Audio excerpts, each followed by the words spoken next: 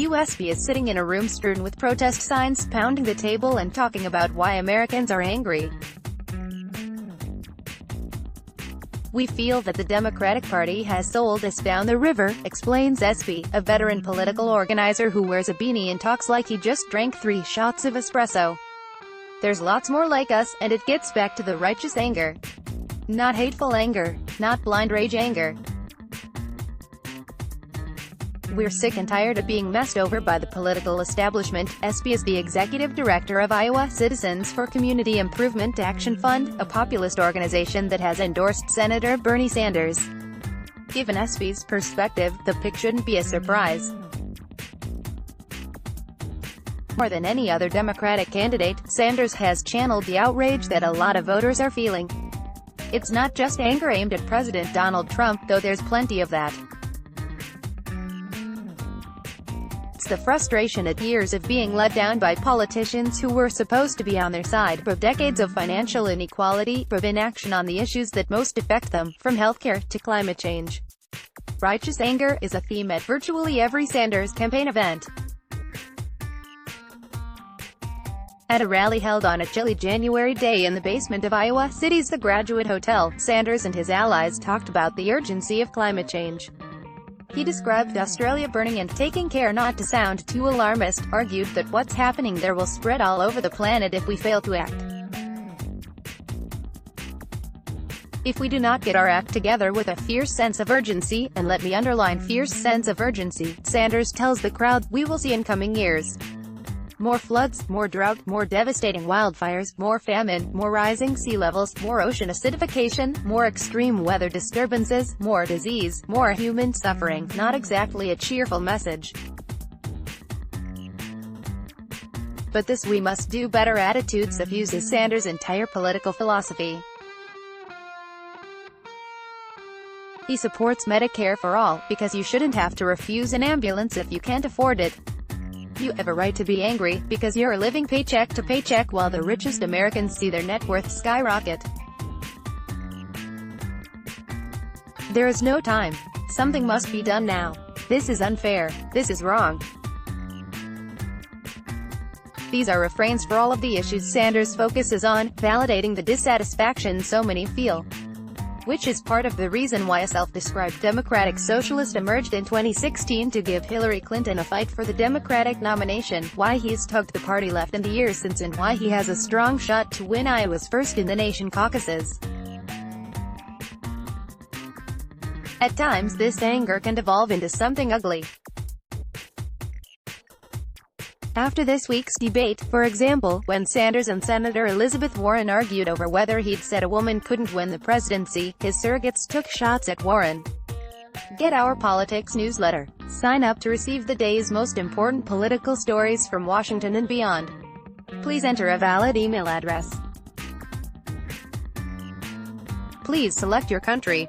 I can confirm I have read and accept the terms of use. Please check to proceed. Sign up now. You may unsubscribe from email communication at any time. See our privacy policy for further details. Thank you. For your security, we've sent a confirmation email to the address you entered. Click the link to confirm your subscription and begin receiving our newsletters. If you don't get the confirmation within 10 minutes, please check your spam folder. But to many supporters, Sanders is the only candidate who channels their pain. People are hurting, and Sanders was able to speak to that hurt in a way that was authentic. Varshini Prakash, the executive director of Sunrise Movement, which endorsed Sanders, told me after the Iowa City rally, "It feels often like we are just shouting into the void and politicians aren't hearing us. I think Bernie Sanders in 2016 was one of the first moments when my generation and people like me recognized that we could have a politician in office who cared deeply about what we cared about and wanted to fight our fight with us. The way Sanders has mirrored this anger differentiates him from his rivals. Yes, other Democrats are mad about all the same indignities. But where other candidates are promising love and unity, incremental steps toward their policy goals, and a return to normalcy after the Trump era, Sanders is promising to tear the system down. For his supporters, this is a virtue. For his critics, this is untenable. Whatever you make of it, this is Sanders, and he's been like this all along. I think if you're paying attention to what's happening right now and you're not angry, there's something wrong, says Nicole Kavalabov, 22, a University of Iowa student who attended the Iowa City rally. I think a lot of other candidates spend a lot more time kind of sugarcoating what's going on. As the 2020 campaign builds, this outrage at the injustice of it all will continue to be at the core of Sanders' campaign. There's a tremendous amount of frustration, and he gives voice to that frustration because he authentically presents the reality that they're facing, Jeff Weaver, a senior advisor to Sanders, told Time.